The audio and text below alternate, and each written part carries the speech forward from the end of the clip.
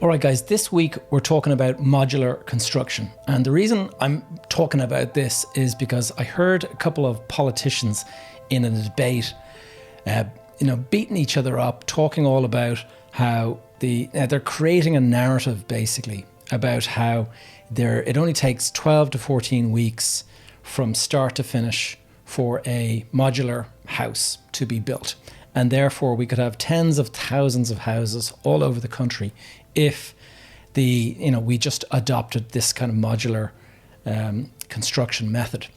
And I think it's a pretty divisive thing to say because it's not a well-known topic. And so a lot of people will be out there saying, oh, wow, didn't realize that. It paints the opposition that are using this argument, paints them in a very good light because it makes them look really innovative and all that kind of stuff. And at the same time, it portrays the government, the current government, as being kind of inept and that they, look, here's this fantastic technology that you guys aren't even aware of or that you should be using, but you aren't. So let's get into that this week. Let's just try to unpack what's involved in modular construction. Let's not get into the politics of it at all. Let's just simply look at the facts without taking sides and see whether or not modular construction is the answer to the housing crisis going on at the moment. Let's get into it. So let's start this discussion with a bit of an explanation as to what is modular construction. And, you might have ideas about what it is. You might have no idea what it is. What it is effectively when you take the construction process. Everybody knows the construction process is typically a load of guys on a building site with shovels and JCBs, and they dig holes in the ground, pour foundation, and then you build the house up around that foundation. And that typically, we've obviously been doing that for hundreds, if not thousands of years. And it's very traditional. It's got, the electricians, the bricklayers, the guys that come in and do the plumbing. Then you got the decorators come in later. You got the guys that put the roofs on. You got all of that stuff. There's a whole industry around it. And there's a whole trades profession around it. And lots of people out there are employed in this industry. And so that's one of the reasons why perhaps people have a traditional view of construction, that it's all done by these individuals who assemble on the site and do their little bit of work, and then that's it. Modular construction is where this is all done in a factory. And what happens is the factory, first of all, a factory building, fully enclosed, no weather, no rain getting in, any of that kind of stuff. And they have all of this machinery and equipment. And it is able to do all of the process that happens on site. It's able to do it in a controlled environment that, first of all, the machine's doing an awful lot of the work. There will be a handful of guys that are able to kind of lift the materials in. For example, if that's cutting construction or cutting timber framework to create, roof trusses, for example. That all gets done in the factory and then it gets brought to site. But it goes much, much further than that now.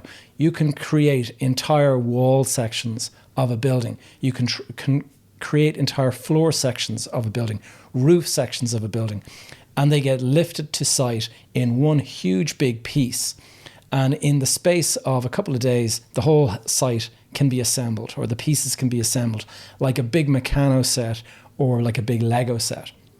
And the great thing about it is, because it's all built inside of a factory, there's no delays from the weather. One of the big complaints about the traditional way of doing construction is that if it's raining, or if it's snowing, or if it's too windy, or if there's any of this kind of extreme weather, or even not extreme weather, inclement weather, that's it. The guys are off-site because it's either too cold or too hot or too windy or too dangerous or whatever it might be, too wet. And when it's built in a factory, obviously that doesn't cause a problem. It's not delayed by that. And so things arrive on time and without any of those delays. So first things first, let's give a point, we'll say, to the modular construction method. That seems like it's winning, a winning solution.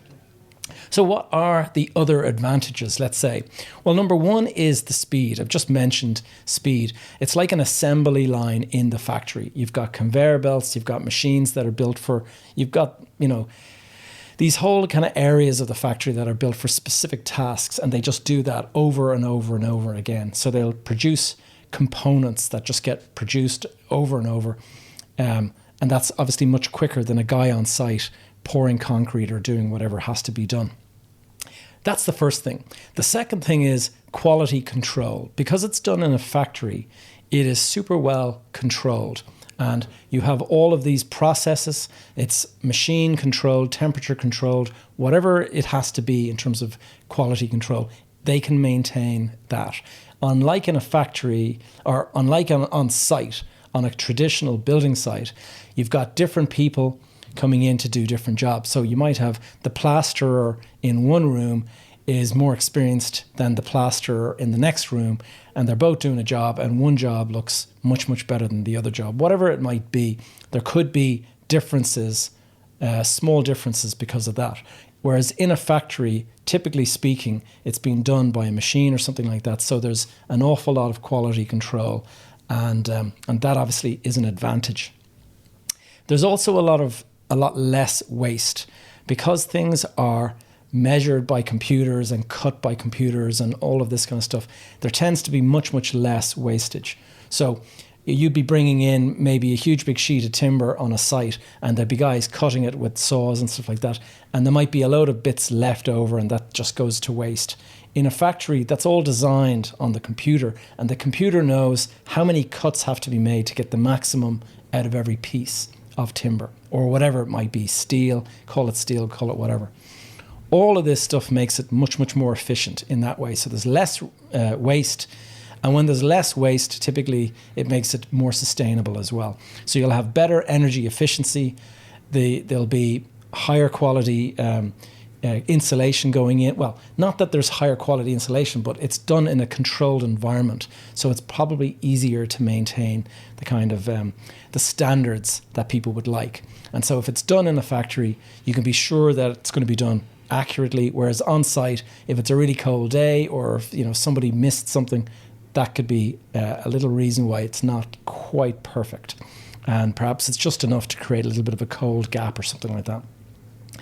One of the biggest advantages of the modular construction is the reduced labor cost, because what you're looking at is the stuff is being built in the factory and by machines, so there's obviously less labor involved there. But also, when it's delivered to site, it is actually delivered to site in large sections. You might have the entire side of the house in one single section, or maybe two sections, and that gets built and laid into place, and that's done. And I've seen this done in literally 2 to 3 days. And so you can have a house, when it's delivered to site, there'll be a crane there, lifts it into place, and in 2 days the house is closed and ready. And that is one of the reasons why it is seen as super fast and super efficient. Now, the next question is this a new idea? Like, is this all new technology that's been around like only for a couple of months? Are these politicians talking about it? Are they so innovative? Well, no. Modular construction has been around for more than a century, and it got popular in the 1950s and the 1960s on the continent. And so you would have seen certain office buildings that have the very same look outside. That would all be modular construction. In large apartment buildings, you would have seen in the UK the big office or the big apartment flat buildings that went up. There'd be 14-story high, and obviously there's a bit of a tragedy there recently in the Grenfell disaster. But a lot of that would have been modular construction, where entire apartments are kind of lifted into place and they stack them on top of one another. So this is not a new technology. This has been around for decades at this stage. However, the technology is improving. And so the technology, insofar as in the factory, the amount of computers and mechanization and basically the entire thing is being done by an automated system now, as opposed to people moving stuff around. So that's definitely. Also, you got to think about, talking about Ireland and specifically this country that I live in, it has not been as big as it probably has been in other parts of the world. And that is because, well, first of all, Ireland being an island a lot of the companies that create this stuff, it has to be transported. And obviously, if you put it on a big truck on a road in Germany going to France or something like that, that's fine. But if you've got to go on a car ferry, and these large trucks have to transport in a big car ferry, then it becomes more complicated because you've got the height issues and you've got all of these issues. And so there's a big question whether or not it was as possible or as easy or as efficient to do it, transporting it to Ireland as it would be if it was, say, in the continent or on the continent. Now, one of the things to bear in mind, there is definitely companies that have been doing this, and I'm actually quite friendly with one of the guys that started Century Homes. And Century Homes was a business that was bought by Kingspan about, 10 years ago or more now. But before that, it was privately owned by a family. And they started it and they built it up. And it was basically timber framed housing, all being built in the factory and delivered to site. And it kind of got assembled on site. And so it was, I suppose, the local version of what you see around the world. There's some really, really big companies in America, for example. Katerra is one of the big ones, and they do huge, projects.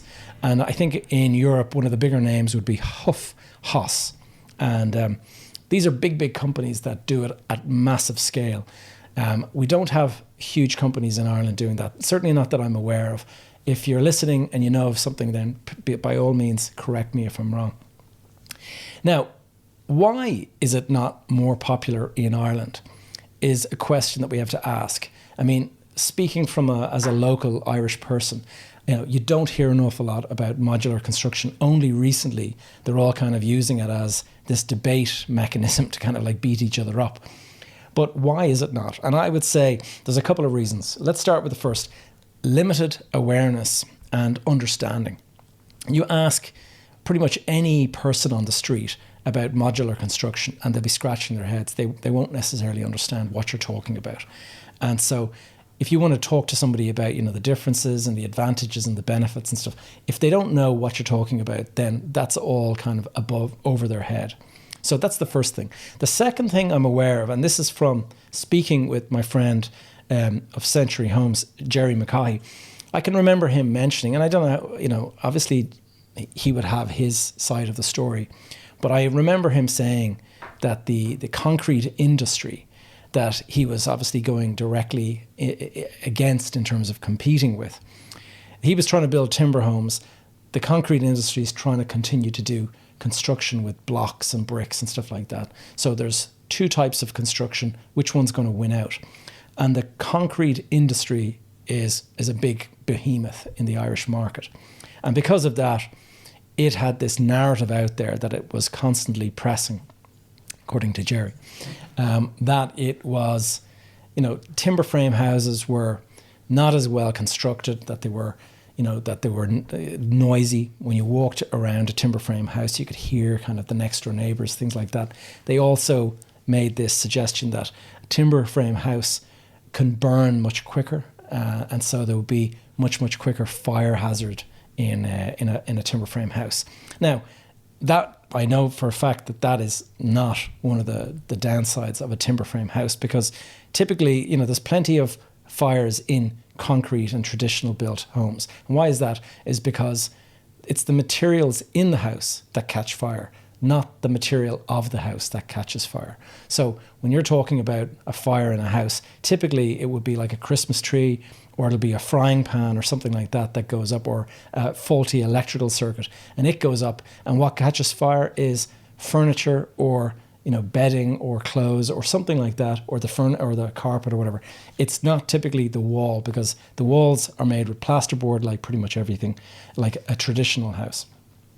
Now, another reason why it probably isn't so popular in the Irish market anyway is limited experience. Not many firms doing it in Ireland.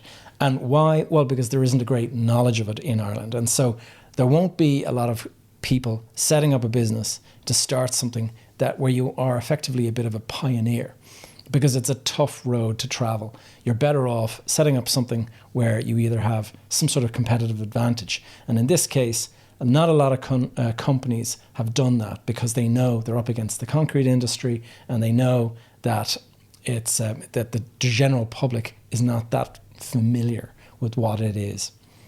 The next thing would be a perception of quality, and whether or not this is the case or not, but the perception of quality, it is viewed, timber and modular construction in general is often perceived as less durable.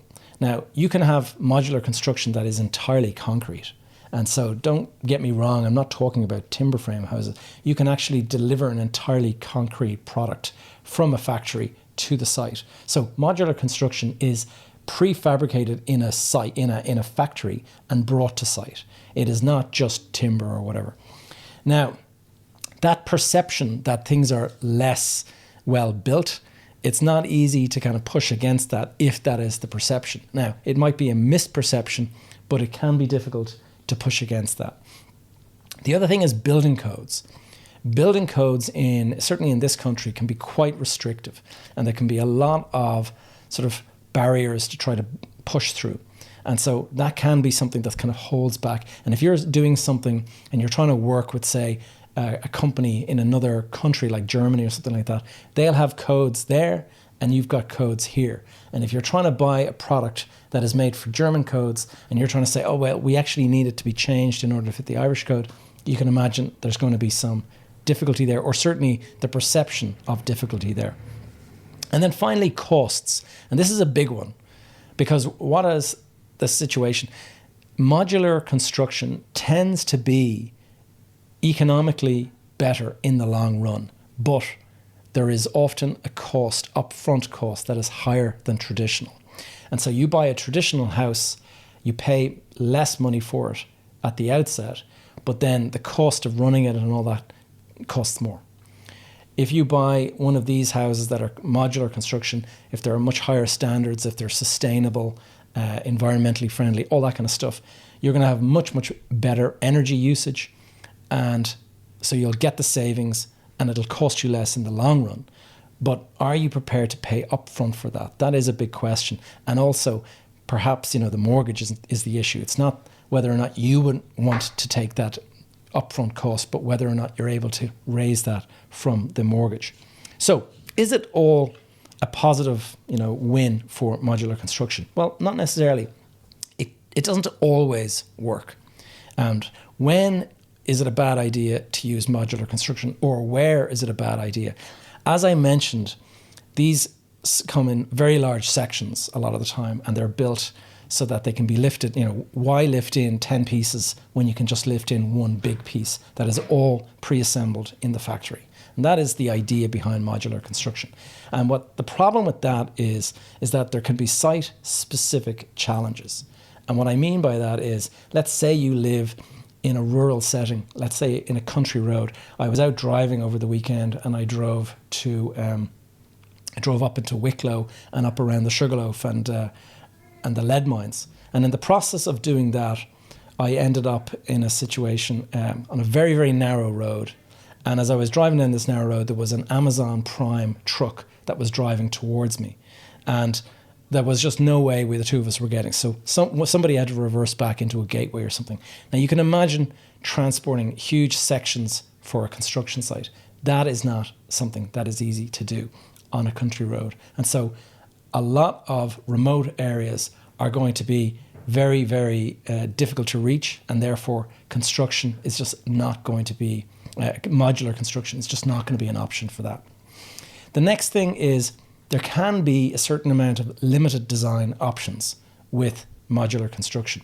And that is because in order to create the efficiency, a lot of the time the factory has specific components and sizing that you need to choose from. So if you want to go and build it, here's all the pieces. It's like a catalog. Here's all the pieces, like a bit like a Lego set. Here's the pieces. You've got X number of this width, and X number of that width, and X number of metal fittings and timber fittings and whatever it is. And all of it can be just bought and it gets delivered to site. But if you are doing something, say, like a one-off house or something like that, and you want to do a very specific design, perhaps it's not possible to get it in exactly that style or that design. And the other thing to think about is if you're in a regular shaped site, and sometimes you're buying houses that would be on a site that's not rectangular. And so instead of, it might have kind of a sloping wall or something like that. That can obviously create problems as well for something that is built in a factory. So those are some of the challenges in terms of modular construction. The next thing to think about is assuming that it's easy access. Is it super quick to build? Like, is this argument that we hear the politicians saying that it's 12 to 14 weeks, is that correct? Well, no, that is, I think it's fair to say, quite misleading or ill-informed, because the reality is the construction process is not just delivering stuff to site and that's it. There is the entire process of, can you buy the land with zoning, first of all? You can't just build on a piece of land. You have to make sure that it's got zoning, and you have to make sure that it has planning permission. And the process of getting planning permission can take months, if not up to a year. And that is one of the downsides of the Irish system here, is that we have a very, very slow planning process. And you got to go and get planning permission like everybody else. It doesn't matter that you have this high speed, modular construction method. It still has to go through the same sort of planning process, which is time consuming. And then when you're building these modular components, like you have to design it to the system. So you're going to, it's not just here's the design of my house, this is how I want it to look, and then off you go. And you've got to go and you've got to design the building, and it's got to use these specific components that are available in that factory. And then it gets put into the system there, and they tell you how many of each it needs, the sizing, everything like that. And then it gets designed up by the factory. And then it can get built by the factory when the machines are programmed. But it all has to be designed and stuff. So that is going to take a period of time as well. Then the assembled, the finished assembled pieces come to site on the big truck, and a crane is there, and the crane is lifting it into place. Now, what is it lifting it into place? What is there? What needs to be there for it to be landed down? A concrete foundation has to be in place for these things to be built. And so it's not just it arrives onto the site and that's it, it's done and dusted. You actually have to do the site work. What goes into the site work? Well, you're going to build your foundations. You're going to have your drainage pipes. You're going to have your electrical connections, your water, your gas. You're going to have your sewer connection, your sewer pipe leading from inside the house out into the main sewer drain or whatever it might be. All of this requires a civil engineer and a civil works contractor to do all of that. And that means men on a site with spades and JCBs and doing all of that kind of work. And if you've been following my TikTok, you've been following how the site that we built, we're almost finished now in Shankill. You can see all of the early site works and the amount of digging that's involved in putting down big pipes and stuff. So it is not simply that you arrive on site with all of the stuff and that's it. That site work has to be done, and it has to be done to very specific sizing so that the timber frame or whatever it is, whether it's concrete, timber, the modular items when they get delivered get plunked down, and everything has to be exactly in the right place for them to connect, because you're going to have pipes that are coming out of the modular sections and they have to connect into the foundation section or whatever it might be. When all of that is done, then obviously it's very, very quick. The truck arrives on site, there's a big crane there, and it just lifts it into place. And in the space, I have seen houses built in the space of 1 to 2, maybe 3 days, and the entire thing is enclosed, finished, windows, roof, everything. And then the inside work can get done, and so there'll be painters and things like that. You can even have all of that decorating done in the factory. I have seen hotel rooms, bedrooms, and hotel bathrooms being done in factory and then delivered on the back of a truck, literally with the sinks and the toilets and the showers already in place. So when it gets lifted in, they literally connect a pipe, and that's your water now connected. They connect into the sewer, and that's it, bang. It's ready to use the next day. And so it's very, very fast. I've even seen where they have the beds are actually in the bedroom units. So they get delivered to site with all of the furniture already in place. So it is a very, very efficient way to do it if you can get it. And if you can do it very quickly, you're avoiding disruption of neighbours, or you're avoiding the roads being closed for weeks. It can all be done and opened quite quickly. So ultimately, it's all going to boil down to how the market adapts and adopts, and how people's perception and the economic issues are going to overcome. Definitely we have the cost of living crisis and all that kind of stuff. That is going to be a big hurdle to any development and any housing crisis at the moment. You've got the planning process. That obviously has to be sped up so that projects do not take so long to go through. When all of that happens, perhaps 12 to 14 weeks would be a realistic proposition, but until then, there's no chance. However, how do I feel about modular construction? I'm positive. I'm pro modular construction. I think that it is, the innovations and the technology out there are going to make this definitely a superior way to go about building homes for people and offices and whatever it might be. But is it the main solution that we've been waiting for and that's going to solve everything? If a new government party comes to power and say, okay, we're going to do everything with modular construction, is that going to transform the market? I do not believe so. I don't think it's possible to overcome all of the problems. You've got construction capacity issues at the moment. There's an entire industry out there that's flat out at the moment. What are they going to do? Are they going to suddenly, down tools and say, let's all go to modular construction, and all of those people that work in the trades that we don't need anymore, what's going to happen to them? I don't think that is about to come to an end. I also think that the way that traditional construction, you've got foremen on sites and all that. That is, there is a system out there that works, and I can imagine that it's going to continue to be a system that is adopted. But there's going to be new entrants to the market, and it might be young people that are learning from scratch how to do modular construction. I can see those companies starting and becoming bigger and bigger and bigger, but I can't see the existing entrants in the market, the existing people in the market. I can't see them saying, let's change to modular construction, because it might be too much of a learning curve for them. It might be just too big of a gap to learn how to do that from what we've been doing for the last 20 years or whatever it might be. Lots of drawbacks, lots of benefits. Overall, I would say I am pro modular construction. I'd like to see it coming in, but let me know what you think, and I'd love if you make a comment below on what your thoughts are. Is it the way of the future? Is it gonna be more of the same? Let me know in the comments below. I hope you found this video useful. If you did, please do give us a thumbs up. To my right, you're going to find a video that I've asked YouTube to do the selection for you. So it's going to tell you exactly what you want to see next. Let me know, did it do a good job? And I will speak to you next week. Take care.